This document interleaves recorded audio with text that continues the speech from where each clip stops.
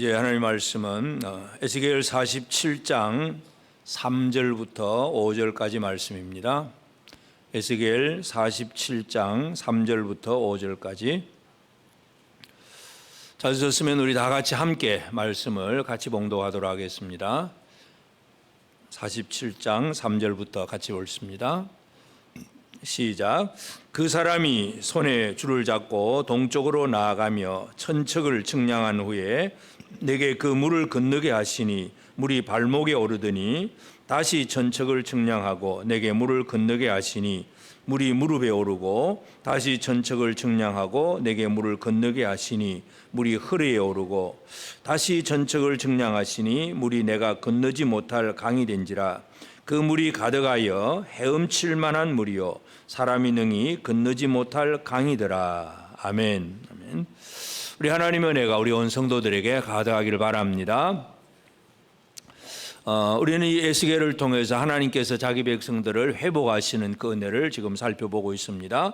하나님이 자기 백성들을 회복하시는 것, 성전이 회복이 되고 나라가 회복이 되고 기업이 회복이 되고 또 군주나 제사장이나 또 예배가 회복이 되고 모든 것이 회복이 되고, 그리고 이제 성전에서 이제 성전 성소 지성소에서 물이 스며 나와서 제단을 통해서 또 동문 바깥으로 이렇게 스며 나왔다. 그래서 우리가 47장 1절 2절에서 생수의 근원이 무엇인가, 생수가 도대체 이 생수라는 게 어떤 물인가에 대해서 우리가 지난주에 한번 살펴보았습니다. 그래서 하나님께서 자기 백성들을 위해서 흘러 보내주시는 그 은혜, 그 생수가 무엇인가? 그것은 하나님 그들을 용납하고 죄를 사해 주시고 또 이 성소 지성소에서 하나님과 백성들과의 만남, 교제가 이루어지게 하시는 것, 이것이 바로 생수의 성분이었습니다. 그래서 이제 이런 생수가 이제 흘러나가서 이제 동문 밖으로 흘러나가는데, 이제 천사가 에스겔을 또 데리고 갑니다. 동쪽으로 쭉 가면서 줄을 가지고 이제 천척을 측량한 후에, 천척 그러면 한 500m 정도 됩니다. 천척을 측량하고 500m를 나가서 보니까 물이 조금 더 많아졌습니다. 한번 보니까 물이 발목에 올랐습니다. 그래서 이 천사는 그 물을 이제 건너게 했다. 측량한 후에 에스겔을 보고 이거 한번 건너가 보라. 그러니까 발목밖에 안 됩니다. 그 다음에 또 천척을 측량하고 또다시 건너가 보라 하니까 이제는 무릎에까지 잡니다. 그 다음에 또 천척을 측량하고 또 이제 건너라 하니까 이제는 물이 허리에 차오릅니다. 이제 허리에 물이 찼다는 얘기는 이제 쉽게 걸어갈 수는 없는 상태가 됩니다. 그 다음에 천척을 측량하고 보니까 이제는 사람이 들어가면 완전히 머리 위에까지 물이 올라서 헤엄을 쳐야 될 만한 깊은 강물이 되었다는 것. 그래서 그건 이제 마지막에는 들어가지 못하고 깊은 강물이었다, 이렇게 기록을 하고 있습니다. 그래서 오늘 우리는 에스겔을 통해서 하나님께서 하시고자 하시는 말씀이 뭐냐 하면, 성전에서 흘러나온 그 물이 생수의 강, 사람들에게 생명을 주는 강인데, 이 물에 사람들이, 이 에스겔이 한 번씩 들어가 보게 하시는 것, 체험을 하게 하시는 것입니다. 그래서 한번 제일 처음에는 발목에 오르고, 그 다음에는 무릎에, 그 다음에 허리에, 그 다음에는 깊은 강물이 되는 그 물을 체험하게 하셨다는 것을 알 수가 있습니다. 오늘 우리 믿음의 삶에 있어서 중요한 것이 머리로 지식만 깨달아 알고 그렇다 아는 것으로 끝나는 삶하고, 실제로 그 말씀대로 살아보니까 이렇더라 하고 말씀의 맛을 깨달은 사람하고 신앙생활하는 사람은 완전한 차이가 있습니다. 우리가 대형 마트에 가보면 시식 코너가 있잖아요. 그냥 먹어보라고 먹어보고 맛있으면 사는 거고, 나는 안 살 거야 그러면 아예 안 먹는 사람도 있는 거고, 사람들은 늘 체험을 하게 합니다. 그래서 오늘 우리 신앙생활에 있어서도 중요한 것이 바로 이 체험입니다. 그래서 오늘 말씀의 제목이 생수의 강을 체험하라. 여러분은 생수의 강을 체험하고 계십니까? 지금 날마다 생수의 강물을 체험하고 사십니까? 뭐 그렇다더라 하는 소문만 듣고 사십니까?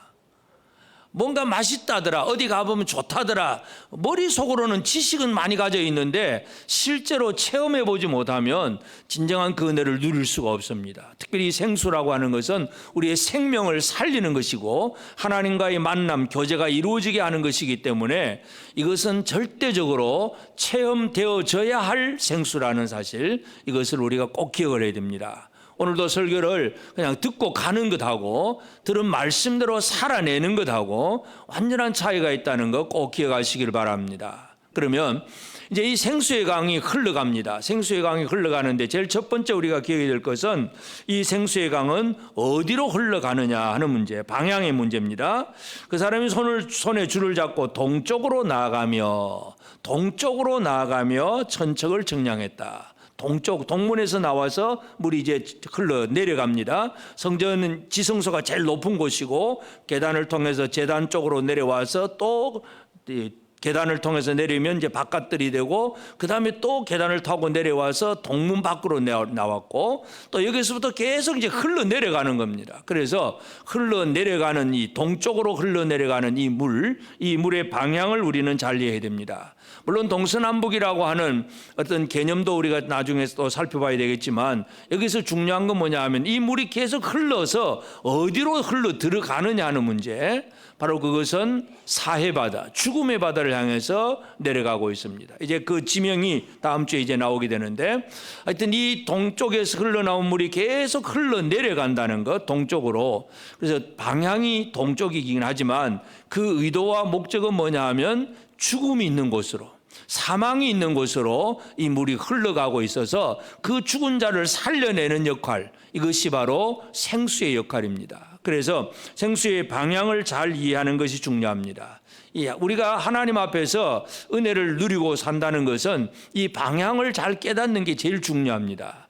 하나님은 위에서부터 아래로 내려오시는 하나님이십니다. 모세가 이제 마지막 신명기 설교를 다 마치고 이스라엘 백성들을 향해서 축복을 할 때에 그 축복하면서 제일 첫 마디가 뭐냐 하면 신명기 33장 2절에 보면 그가 일렀으되 여호와께서 시내산에서 오시고, 하늘에서 시내산으로 오시는 거예요. 세일산에서 일어나시고 바란산에서 비추시고 1만 성도 가운데 강림하셨고, 성도들 가운데 강림하시고 그의 오른손에 그들을 위해 번쩍이는 불이 있도다. 모세가 이 이스라엘 백성들에게 강조하고 싶은 건 뭐냐 하면 하나님은 위에서 아래로 내려오셨다는 얘기예요. 우리 가운데 강림하셨다는 얘기, 이것을 분명히 선포하고 있습니다. 은혜의 방향, 위에서부터 아래로, 또 이 생명에서 사망으로 흘러갑니다. 동쪽으로 흘러갑니다. 그래서 이 동쪽은 늘 이제 생명의 땅이 됩니다. 서쪽은 나중에 보면 이제 저주받은 땅이 됩니다. 그래서 늘 지금도 이 중동 지역, 특별히 제가 이집트에 가보면 나일 강물이 있고, 강물의 동편, 우리나라 서울은 강남 강북이잖아요. 북쪽과 남쪽이 이제 한강이 동서로 흘러가니까 북쪽과 남쪽이 구분되지만 나일강은 남북으로 흘러가기 때문에 동서가 구분이 됩니다. 그래서 동쪽 땅은 주로 어떤 건물들이 있냐 하면 동쪽 땅은 왕궁, 신전, 이런 아주 존귀하고 고귀한 그런 건물들이 동쪽에 있습니다. 서쪽은 일반 평민들, 빈민촌들, 이런 땅들이 있습니다. 그래서 고대 사람들은 동쪽은 늘 생명의 땅이라고 생각을 했고 서쪽은 저주받은 땅이다, 이제 그렇게 생각을 합니다. 하여튼 왜 생명의 땅이 되느냐? 생명이 흘러가야 그곳이 생명의 땅이 되는 거예요. 하나님께서 하늘에서 땅으로 내려오십니다. 이 방향을 잘 이해하는 게 중요합니다. 인간은 이 방향을 자꾸 잊어버리고 사람이 하나님을 향해서 올라가려고 하는 것, 이것이 바로 인간의 종교, 인간의 과학과 기술, 지금도 모든 인간적인 노력들이 사람이 거슬러서 하늘로 올라가 보려고 애를 쓰고 있습니다. 바벨탑이라고 하는 것이 바로 제일 첫 번째 그 사건이기도 한데, 창세기 11장 4절에 보면 또 말하되 자 성읍과 탑을 건설하여 그 탑 꼭대기를 하늘에 닿게 하여 우리 이름을 내고 온 지면에 흩어짐을 면하자. 하늘에 닿게 하자. 꼭대기를 하늘에 닿게 하자. 이 고대 신전들은 높은 곳을 높게 지어서 그 계단 꼭대기 제일 위에 올라가면 하늘의 창문이라고 해가지고 그 창문 그곳에서 제단을 만들어 놓고 그곳에서 신을 섬기는 그런 제단을 많이 쌓습니다. 바벨탑이 그런데 하여튼 인간은 밑에서부터 사람의 노력으로 위로 올라가려고만 애를 쓰고 있습니다. 그러나 사람들이 아무리 힘쓰고 애를 써도 그 바벨탑은 하나님께서 그냥 언어만 하나 혼잡해도 아무 소용이 없어요. 쓸모가 없는 그러한 것이 됩니다. 지금도 마찬가지입니다. 사람들은 하나님의 은혜보다도 내가 내 힘으로 열심히 공부하고 열심히 돈을 모으고 열심히 뭔가 잘해가지고 내가 뭔가를 할 수 있다. 인간의 종교, 과학, 기술, 정치 모든 분야에서 사람의 힘으로만 하려고 애를 쓰는 것, 방향성을 잃어버린 사람들이기 때문에 그렇습니다. 오늘 우리는 생명의 방향, 은혜의 방향을 제대로 아는 것이 가장 중요합니다. 그래서 이 성전에서 흘러나가는 그물은 동쪽으로 흘러내려가는데 바로 그것은 그 엔게디가 있는 사해가 있는 죽음의 바다가 있는 곳으로 향해서 예루살렘 성전에서 물이 그쪽으로 흘러내려간다는 것, 이것을 분명히 강조하고 있습니다. 그 다음에 이제 흘러내려가는데 또 천사가 에스겔에게 그 물을 계속 이제 천척을 나가서 또 깊이를 재어보게 하고 또 천척을 측량하고 또 재보게 하고 계속 줄을 가지고 재고 들어가고 또 재고 들어가게 하셨다는 거, 이걸 또 우리가 이해를 해야 됩니다. 이 얘기는 뭡니까? 결국 강물의 깊이가 점점 더 깊어지고 있다는 얘기. 처음에는 그냥 발바닥으로 밟을 정도로 스며나온 물이었는데 이제 천척을 측량하니까 발목에 이르고 또 천척을 측량하니까 무릎에 오르고 그 다음에 천척을 가니까 허리 정도 가고 그 다음에는 사람이 들어갈 수 없는 깊은 강물이 되었다. 강물이라고 하는 것이 이제 뭔가 자꾸 흘러내려갈 수 가도록 점점 깊어지는 게 그 강물의 특징이잖아요. 그래서 이 사실을 왜 강조하고 있느냐? 생수의 강물이 가면 갈수록 깊어지고 있다는 이 의미가 무엇인가 하는 거, 이걸 우리가 이해를 해야 됩니다. 하나님은 은혜를 베푸시고 우리에게 생명의 은혜를 주시는데 이 생명의 은혜가 주어지는 것이 어느 날 갑자기 툭 떨어지는 그 개념보다도 점점점 깊어져 가는 그런 구도로 하나님이 허락하시는 것, 우리가 이것을 이해할 필요가 있습니다. 역대상 11장 9절에 보면 만군의 여호와께서 함께 계시니 다윗이 점점 강성하여 가니라. 하나님이 어린 목동 다윗과 함께 하셨어요. 어린 목동 다윗, 처음에는 아버지로부터도 집안 식구들로부터도 따돌림을 받는 다윗이었습니다. 사무엘이 선지자가 오는데도 막내는 니는 나가서 양이나 쳐 그러면서 그 자리에 초청도 못 받을 정도로 식구들로부터도 따돌림을 받는 그 다윗이었고, 그 다음에 또 이제 기름 부음을 받고 그 다음에 골리앗을 이기고 또 사울 때문에 광야로 도망을 가고 많은 고난의 과정을 겪습니다. 그것은 어떤 얕은 물가에서 하나님의 도우신 은혜를 계속 이제 누려가면서 그러면서 점점 영적인 깊이가 더해져 가는 거죠. 그러면서 결국은 왕이 되고 또 왕이 된 다음에도 하나님께서 점점 강성하여 가니라 이렇게 얘기를 하고 있습니다. 날이 가면 날이 갈수록 강성해져 가는 것. 인간적인 육체는 날이 가면 갈수록 이제 육체는 점점 쇠합니다. 그러나 믿음의 삶은, 하나님 앞에서 영혼의 삶은 점점 강성해져 가는 그런 삶을 사는 것이 진짜 하나님의 은혜의 생수 안에 있는 사람의 특징입니다. 여러분은 점점 강성해지는 삶을 살고 계십니까? 아멘이 잘 안 나오십니까? 이제 자기를 잘 살펴봐야 돼요. 내가 옛날에는 쉽게 말해서 발목에 올라오는 물 수준으로 믿음 생활했다면 이제는 무릎이냐 아니면 허리 수준이냐 아니면 아예 그냥 헤엄을 칠 만한 깊은 강물 속으로, 은혜의 강물 속으로 내가 들어와 사느냐, 내가 지금 내 신앙생활이 어떠냐, 이것을 잘 파악을 해야 됩니다. 점점 깊어져야 되는데 어떤 사람을 보면 점점 얕아지는, 거꾸로 거슬러 가는 사람이 있어요. 청년 때는 열심히 했는데 나이 들고 직장 생활하고 결혼하고 하다 보니까 이제 점점 나태해지고 게을러지고, 이제 이건 퇴보하는 거잖아요.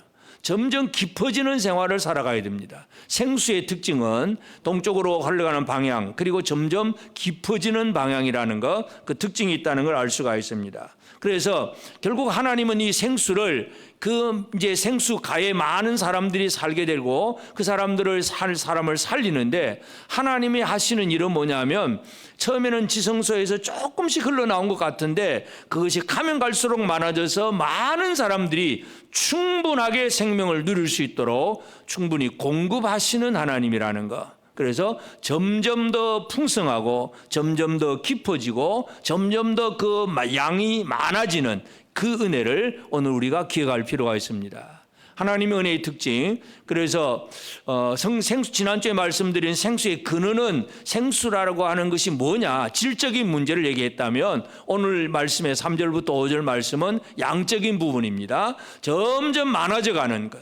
그래서 무엇인가도 정확하게 알아야 되지만 그 좋은 것이 점점 많아져야 되지 않겠어요? 점점 잃어버리고 점점 은혜가 없어지고 열정도 식어져 버리고 점점 퇴보해 버리면 뭔가 문제가 있는 거잖아요. 하나님 앞에서 받은 은혜가 점점 풍성해지는 그런 우리가 되어지기를 바랍니다. 하나님은 은혜를 공급하시는 일에 있어서 결코 부족함이 없습니다.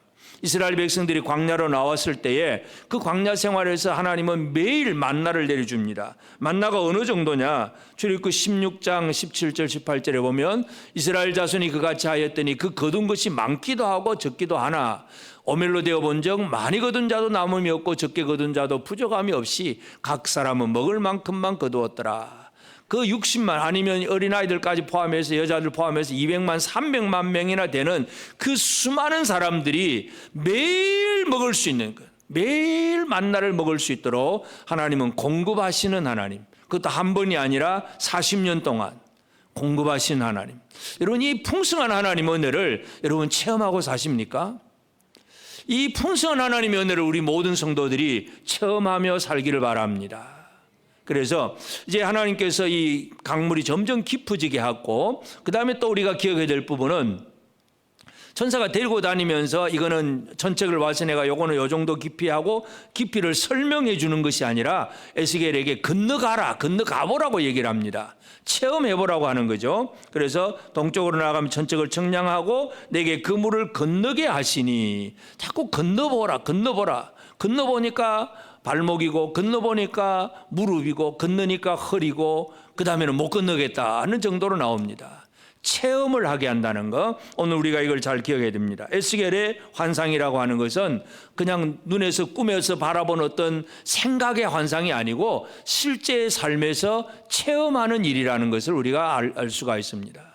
여러분, 아무리 배가 고파도 내가 막 꿈꾸면서 맛있는 음식을 열심히 먹었는데 그럼 배가 부릅니까? 꿈 깨고 나면? 꿈 깨면 아무 소용없잖아요. 아무리 꿈속에 맛있고 멋있는 거 진짜 좋은 걸 많이 먹어도 꿈 깨면 아무 의미가 없어요. 환상은 그렇습니다. 그러나 실제의 삶은 실제로 내 배가 부른 거예요. 체험을 하는 거예요. 하나님은 이 에스겔에게 이 강물에 대해서 체험을 하게 하셨다는 사실, 이것을 우리가 꼭 기억을 해야 됩니다. 하나님의 은혜는 그 속에 들어간 자들이 체험을 합니다. 그냥 겉에서 보고 체험하는 게 아니라 실제로 그 물속으로 들어가야 되는 거예요. 안 들어가면 체험을 할 수가 없습니다. 여호수아가 요단강을 이제 가로막을 때에 강물이 지금 흘러가고 있는데 제사장들에게 강물 속으로 들어가라는 거예요. 들어가. 강물이 멈출지어다 하고 다 멈추고 가는 건, 그러니까 홍해바다를 가를 때는 그렇게 하셨어요. 다 갈라놓고 땅을 말려놓고 건너가게 하셨는데, 여호수아가 이제 요단강을 멈추게 할 때는 그냥 들어가라는 거예요. 물속으로. 제사장이 언약궤 메고 그냥 들어가니까 강물이 멈추는 거예요. 들어가면 체험을 하게 되어 있습니다. 이 은혜를, 이 원리를 이해하는 게 중요합니다. 그래서 하나님은 하나님의 사람들에게 체험을 하게 합니다. 아브라함에게 약속의 땅, 가나안 땅을 약속을 합니다. 가나안 땅을 약속을 하면서 뭐라고 얘기하냐면, 창세기 13장 17절에 보면 너는 일어나 그 땅을 종과 행으로 두루 다녀보라. 내가 그것을 내게 주리라. 네가 지금 네 당대에는 다 소유는 못하겠지만 그러나 다 줄 테니까 한번 다 체험해보라는, 체험해. 종과 행으로, 가로로 세로로 다 두루두루 다녀보라. 체험을 해보라는 얘기입니다. 오늘 우리는 하나님은 하나님께서 주실 것에 대한 약속이 분명합니다. 말라기에도 보면 11조 얘기를 할 때도 예배가 무너진 사람들, 이 하나님 앞에 헌금이 제대로 안 드려지는 그 사람들에게 하나님이 11조 얘기하면서도 체험해보라는 얘기 하잖아요. 말라기 3장 10절에 보면 만군의 여호와가 이르노라 너희의 온전한 11조를 창고에 들여 나의 집에 양식이 있게 하고 그것으로 너를 시험하여 내가 하늘 문을 열고 너희에게 복을 쌓을 것이 없도록 붙지 아니하나 봐라. 한번 해봐라. 하나님의 집에 양식이 있게 해서 하나님의 집에서 하나님의 일들이 막 이루어질 수 있도록 11조를 들여서 내가 하늘 문을 열고 너에게 복을 쌓을 곳이 없도록 붙지 아니하냐. 한번 체험해봐라. 성경 전체가 그 얘기예요. 하나님은 말씀하시는 하나님이지만 정보만 전달하는 하나님이 아니라 체험하게 하시는 하나님이라는 것, 이것을 우리가 이해해야 됩니다. 에스겔에게도 그냥 물이 깊어지고 있다고 설명만 하지 않고 가봐라. 여러분, 이 원리를 이해하는 것이 오늘 우리에게 있어서는 이 풍성한 이 생수의 은혜를 제대로 누리는 그런 복된 삶이 됩니다. 오늘 우리 모든 성도들이 이 원리를 깨닫고 하나님이 우리에게 허락하시는 진짜 풍성한 복을 받아 누리는 복된 우리 성도들이 꼭 되어지기를 바랍니다. 새해 복 많이 받으세요 말만 하지 말고 진짜 복 받을 삶을 살아라 그 말이에요. 복 받을 거예요? 안 받을 거예요? 받을 거예요. 하나님 복을 받게 하시는 원리를 분명하게 설명을 합니다. 그래서 이 생수가 점점 깊어지게 하면서 그곳에 그냥 한 단계마다 에스겔을 통해서 건너가봐라. 한번 체험해보라고 분명히 얘기를 합니다. 그러면 이제 에스겔에게 그 예루살렘의 성전에서 흘러나오는 그 생수의 강물을 체험을 해보라고 하셨는데, 이 강물이 오늘 우리는 어떤 체험을 해봐야 될 것인가, 우리가 체험해야 될 생수의 강이 무엇인가, 이것을 이제 우리가 이해를 해야 됩니다. 그러면 결국은 이 생수의 강이라고 하는 것은 예수 그리스도가 바로 생수의 강입니다. 그래서 사람을 살리는, 죄인을 살리는 역할, 이건 예수 그리스도만이 하시는 일이기 때문에, 그래서 이 예수 그리스도를 제대로 깨닫는 것, 제대로 누리는 것, 이것이 오늘 우리의 삶에 중요합니다. 예수님의 사역의 방향을 우리가 잘 이해해야 됩니다. 첫째로 예수님은 하늘에서 땅으로 내려오셨습니다. 이 내려오심의 방향, 이것을 잘 이해를 해야 됩니다. 마가복음 10장 45절에 보면 인자가 왔어요. 하늘에서 땅으로 내려왔습니다. 왜 왔느냐? 섬김을 받으려 함이 아니라 도리어 섬기려 하고 자기 목숨을 많은 사람의 대속물로 주려 함이니라. 나를 대속물로 내가 대신 죽고 다른 사람을 살리기 위해서 내가 왔다. 예수님 분명히 그 얘기를 하고 있습니다. 오늘 우리는 이 시대에 많은 사람들이 아직도 이 예수를 제대로 잘 이해를 안 하고 못 믿습니다. 안 믿고 그냥 인간적인 지식으로만 끝나는 사람들이 있습니다. 특별히 자유주의 신학자들을 보면 그냥 예수를 한 도덕적인 율법의 어떤 우리의 아주 좋은 삶의 모델 정도로 생각하고 우리가 예수를 닮아야 됩니다. 예수님처럼 살아야 됩니다. 뭐 그런 정도 얘기는 잘하면서 그냥 예수는 날 위해 죽으셨다는 거, 이건 잘 안 믿어요. 그것을 믿어야 구원인데, 그걸 믿는 게 아니라 그냥 예수는 좋은 분이고 진짜 선하신 분이고 화평을 이루신 분이고 막 이런 얘기만 잘합니다. 그러면서 우리도 그렇게 해야 된다는 얘기하고, 결국은 뭐냐면 그게 결국 율법이에요. 그렇게 율법주의로 넘어가는 거예요. 하나님을 알지 못하면, 은혜의 방향을 모르면 우리가 무슨 힘으로 할 수 있는 것 같이 착각을 합니다. 예수 그리스도는 많은 사람의 대속물, 대신 죽으시기 위해서 이 땅으로 내려오셨다는 거, 이거 꼭 기억해야 됩니다. 또 예수님이 3년 반 사역을 마치고 마지막 십자가를 지기 전에 마지막 유월절 만찬을 하고 찬미하고 감람산으로 이제 가잖아요. 감람산으로 가는 방향이 뭔가를 잘 이해해야 됩니다. 마태복음 26장 30절 31절에 보면 이에 그들이 찬미하고 감람산으로 나아가니라. 그때 예수께서 제자들에게 이르시되 오늘 밤에 너희가 다 나를 버리리라. 기록된 바 내가 목자를 치리니 양의 떼가 흩어지리라 하였느니라. 오늘 밤에 제자들이 다 예수님을 향하여 배신 때릴 것이다. 너희들이 다 나를 배신 때리고 나 혼자 남을 거야. 예수님 그렇게 말씀하시는 거예요. 지극한 외로움, 배신감, 처절한 고통 속으로 들어가는 예수님. 그리고 그 겟세마네 동산에서 뭐라 그럽니까? 아버지여, 할만하시거든 이 잔을 내게서 옮기시옵소서. 그러나 나의 원대로 마옵시고 아버지의 원대로 되기를 원하나이다. 십자가의 죽음을 향하여 나아가는 예수님. 오늘 우리는 예수님의 사역의 방향을 잘 이해해야 됩니다. 하늘로서 땅으로 우리를 위해서 대식물이 되기 위해서 내려오셨고, 감람산으로 나아가면서 찬양하면서 나아가고, 제자들은 다 배신하고 떠나도 십자가를 향하여 나아가는, 죽음을 향하여 나아가는 그 예수 그리스도, 이 예수님 때문에 오늘 우리가 살고 있는 겁니다. 우리 힘으로 결코 사는 게 아니에요. 예수 때문에 오늘 우리가 살고 있다는 거 꼭 기억을 하셔야 됩니다. 이 땅을 어떻게 살아가야 되느냐? 예수 아니면 우리는 살아갈 수가 없습니다. 예수로 말미암아 우리는 진정한 생명을 얻을 수가 있습니다. 생수의 방향을 정확하게 깨달아야 됩니다. 그리고 예수 그리스도는 우리를 향한 이 놀라운 은혜를 주셨는데, 이 은혜의 깊이가 얼마나 크고 놀라운가, 우리가 이것에 대해서 좀 잘 생각을 해야 됩니다. 그래서 사도 바울은 에베소서를 쓰면서 예수님의 그 사랑에 대해서 좀 잘 생각해 보라, 그렇게 표현을 합니다.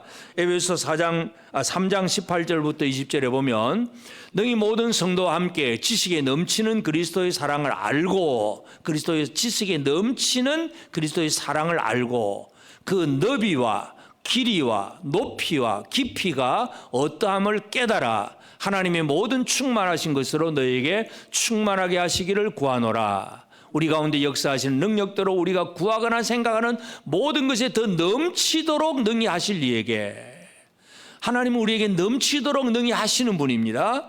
그런 분을 향해서 우리가 할 일이 뭐냐? 예수 그리스도의 사랑의 너비와, 이 얼마나 폭이 넓으냐, 모든 사람들을 포용할 수 있는 그 너비를 한번 생각해 보라는 얘기죠. 너비와 길이와 끊임없이 이어지고 있는 예수 그리스도의 그 사랑의 길이와 높이, 하늘 꼭대기에 닿을 수 있는 사랑의 높이와 깊이, 지옥에 있는 자들을, 그 모든 이 음부에 내려가는 그런 사람들까지 들어가지 못하도록 깊은 그 사랑 속으로 우리가 들어갈 수 있도록, 그 사도 바울은 예수님의 사랑에 대해서 그렇게 표현을 합니다. 너비와 길이와 높이와 깊이를 한번 깨달아 봐라. 그리고 그 예수 그리스도의 사랑을 좀 더 체험해 보라. 바울도 바로 그런 얘기를 합니다. 그래서 예수를 단순히 어떤 인간적인 지식과 이해의 수준으로만 생각을 하려고 하면, 예수님을 율법적이고 도덕적인 선한 선생님, 이 정도로만 생각할 수가 있어요. 그렇게 되면 예수를 안 믿는 거예요. 아주 옛날에 훌륭한 그 아프리카의 그 의사로 같은 그 슈바이츠 같은 사람들도 예수를 믿기는 믿는데, 이 사람은 산상보험만 믿는 거예요. 그냥 도덕적인 교훈, 이렇게 해라 저렇게 해라, 남에게 대접을 받고자 하는 자는 남에게 대접해라, 이 얼마나 멋있는 교훈이냐, 이렇게 살아야 돼, 이렇게 살아야 돼, 그 얘기만 하고 있습니다. 십자가 예수를 안 믿었어요. 지금도 마찬가지입니다. 많은 사람들이, 자유신학자들은 예수를 믿기는 믿는데 어떤 예수만 믿느냐? 선하고 착한 일을 한 우리의 삶의 모델이 되는 그 예수님, 그 정도로만 생각을 하고 있는 거예요. 진짜 날 위해서 대신 죽으시고 나의 죄를 살리신, 생명을 주신 그분으로 믿음으로 영접하지 못하고 있는 일들 너무나 많습니다. 하나님의 사랑은 결코 그렇지 않습니다. 하나님은 죄인을 사랑하셔서 아들을 보내어 주시고, 아들의 죽음을 통해서 우리가 생명이 우리에게 주어지게 하신 것, 이것이 바로 하나님의 놀라운 사랑입니다. 이 사랑의 너비와 길이와 높이와 깊이를 깨닫는 우리가 되어지기를 바랍니다.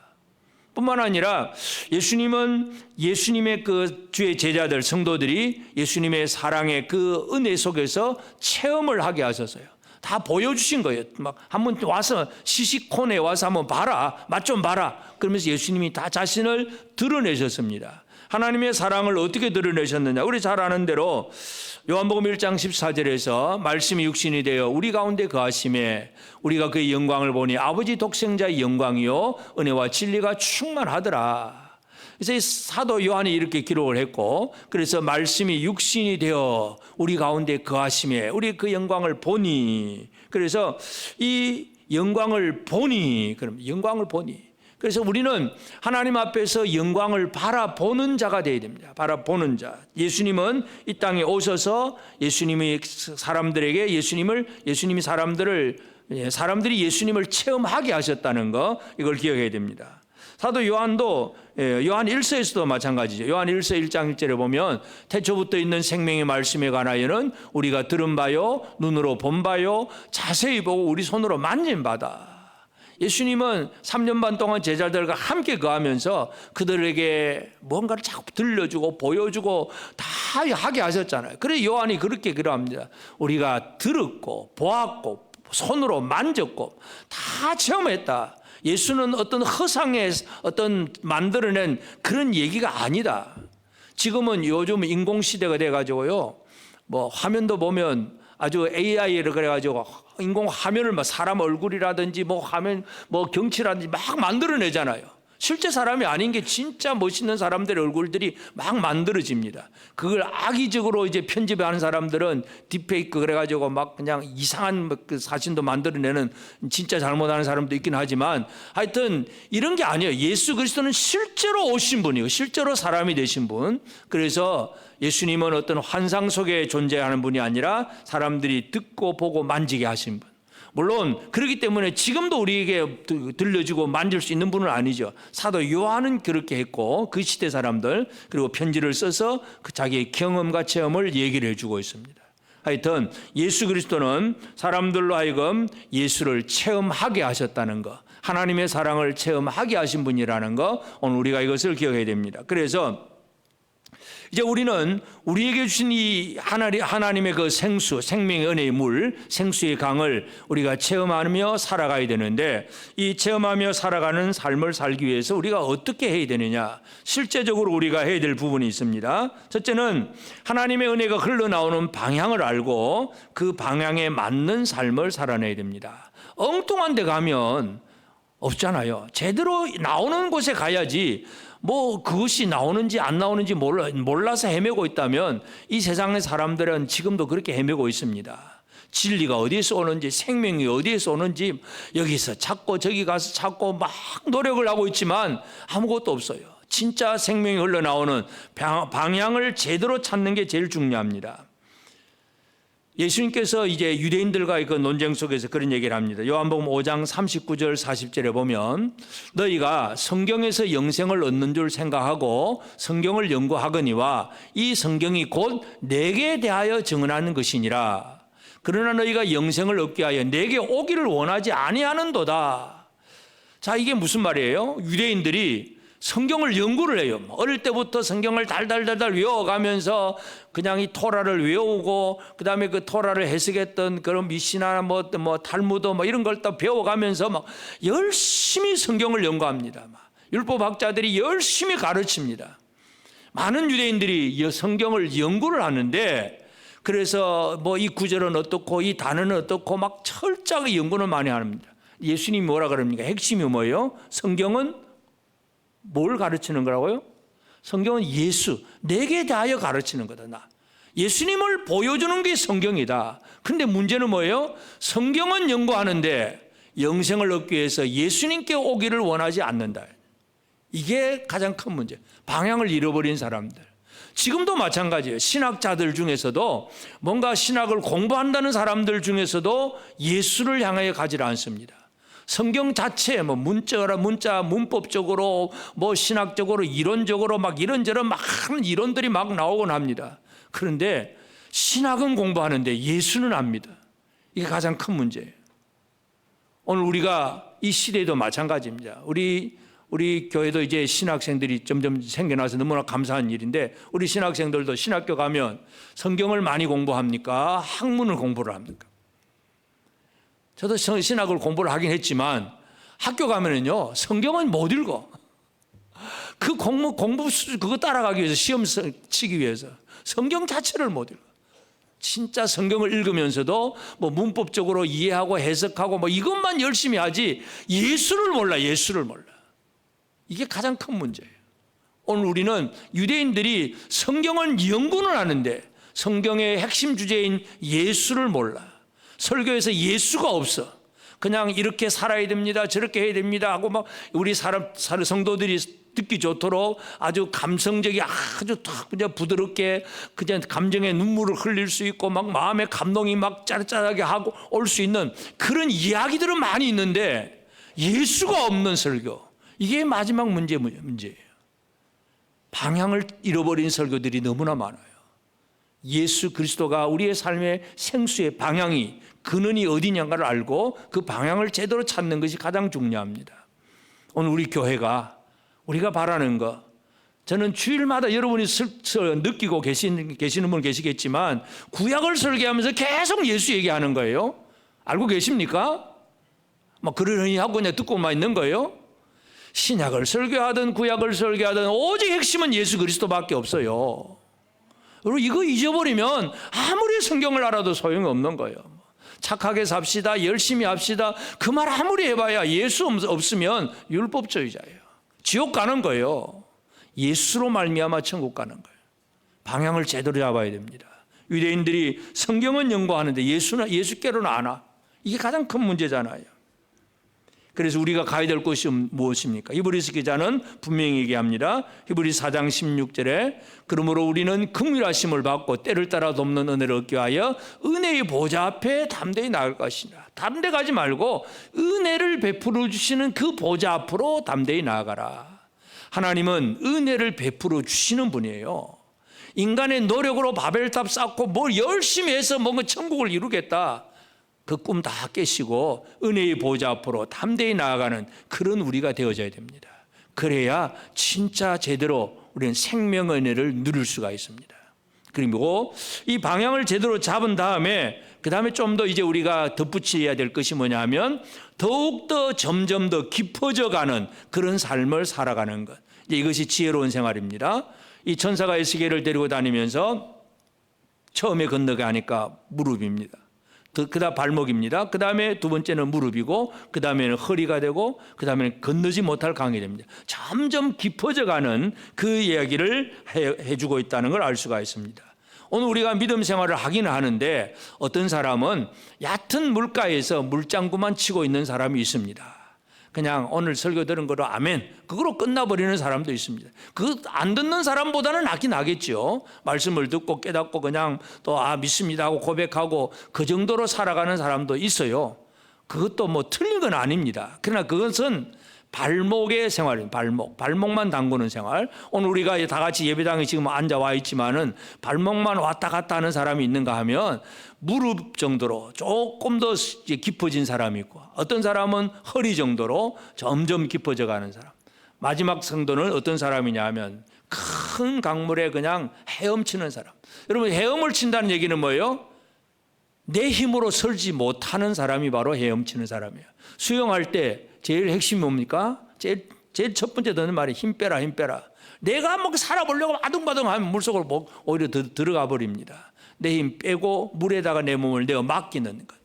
오늘 우리의 영적인 삶이 깊이가 점점 더 깊어져 가야 되는데 아직도 이제 이 깊이의 차이 때문에 믿음의 깊이가 더 있느냐 좀 덜 하느냐 이제 이런 문제가 나와 있습니다. 그래서 베드로 사도도 그런 얘기를 합니다. 베드로후서 3장 18절에 보면 오직 우리 주 곧 구주 예수 그리스도의 은혜와 그를 아는 지식에서 자라가라. 영광이 이제와 영원한 날까지 이게 있을지어다. 은혜와 그를 아는 지식에서 자라가라. 점점 자라가라는 얘기예요. 여러분, 점점 자라가십니까? 점점 줄어드십니까? 날마다 깊어지십니까? 물이 점점 얕아지십니까? 작년보다 올해의 영적인 수준이 좀 더 깊이가 깊어졌다고 믿으십니까? 기도가 깊어지고 사역도 깊어지고 뭔가 깊어져야 되는데 옛날에는 열심히 하던 예를 적용하기 쉽게 새벽 기도를 하다가 이제는 점점 기도도 안 해. 그럼 깊어진 거예요? 얕아진 거예요? 사역 열심히 하다가 이제는 이거 나 못해. 이제 안 하겠어. 점점 얕다. 기도하는 것도 보면 그냥 아주 얕은 물가에서 기도하는 사람도 있고 진짜 기도의 깊이 속에 들어가서 하나님과의 대화 속에서 기도가 이루어지는 그런 사람들도 있고 기도도 다 마찬가지입니다. 모든 사역도 마찬가지. 전에도 말씀드렸지만 하나님께서 시내산에 강림할 때 모세는 시내산 꼭대기 있잖아요. 아론과 장로들은 중턱에 있습니다. 산 아래는 백성들이 있습니다.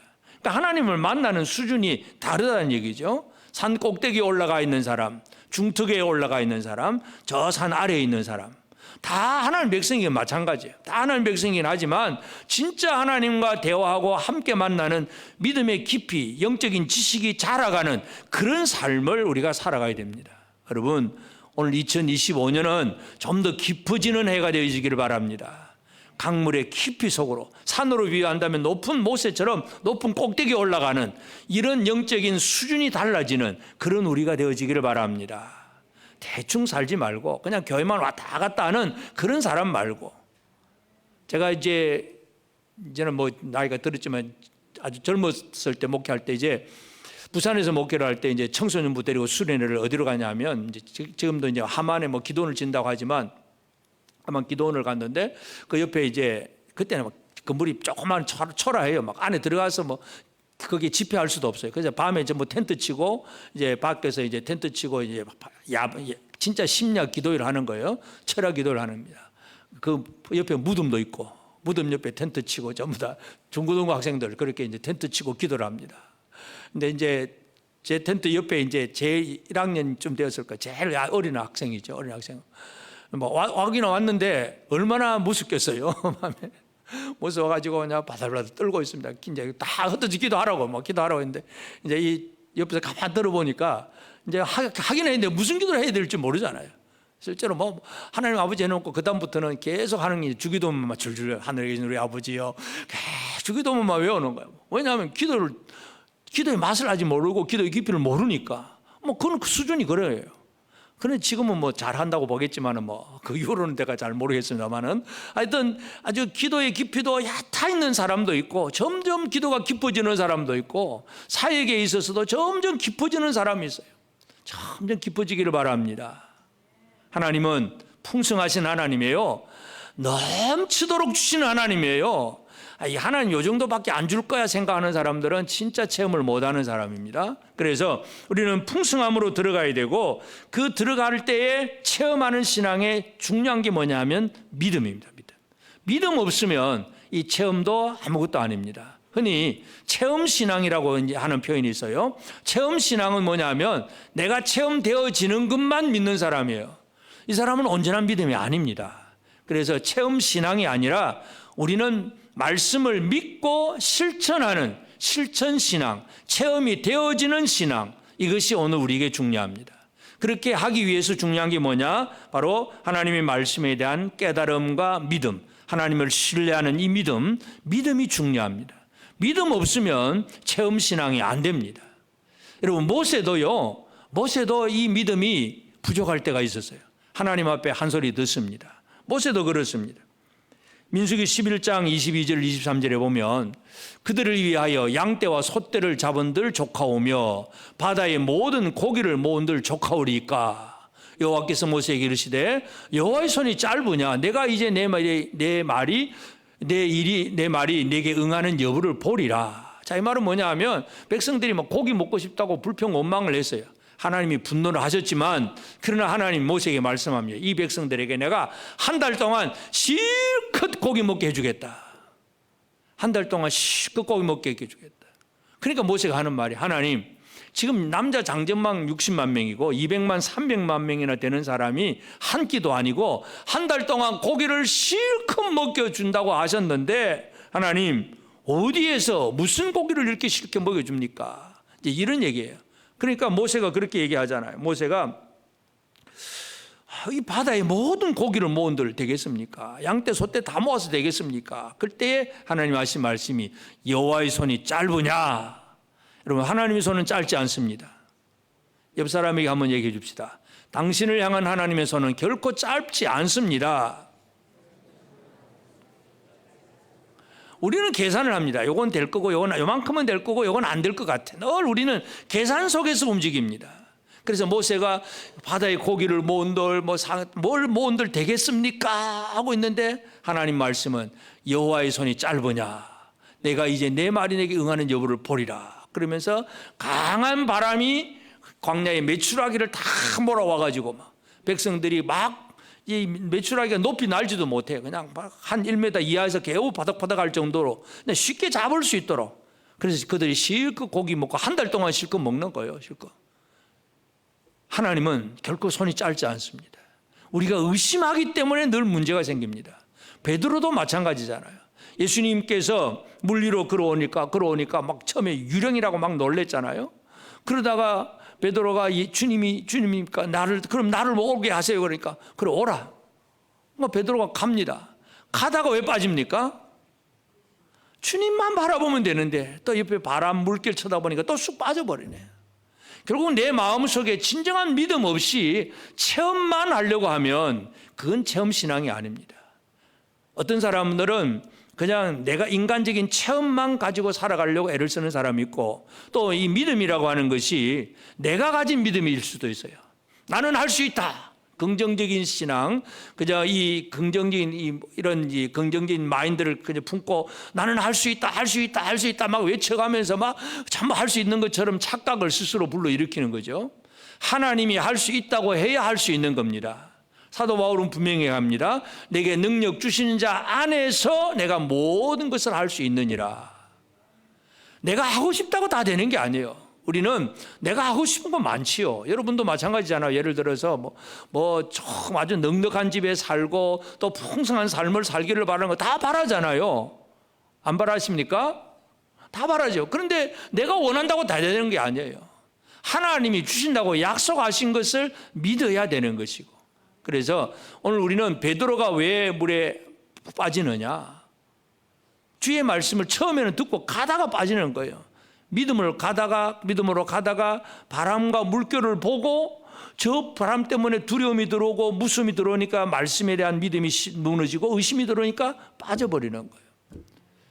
여러분은 물 위로 걸어갈 수 있겠습니까? 어떤 목사님이 물 위로 열심히 걸어가 보려고 3년 동안 바닷가에서 열심히 걷는데 3년을 실패를 합니다. 그 다음에 깨달은 게 뭐겠습니까? 예수님이 오라고 해야 가는구나. 그거 하나 3년 만에 깨달은 거고요. 나는 주님처럼 베드로처럼 갈 거야 하고 열심히 물 위로 걸었는데 안 돼. 100번 가야 100번 빠집니다. 깨달은 게 뭐예요? 주님이 오라고 하셔야 그때서야 가지는구나. 여러분, 주님의 말씀에 대한 믿음으로 가는 거지 내 믿음으로 가는 건 아니에요.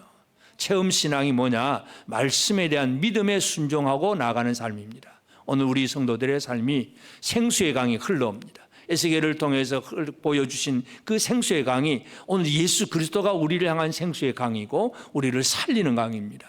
이 강물을 쳐다만 보는 사람이 아니라 생수의 강을 체험하는 우리가 되어지기를 바랍니다.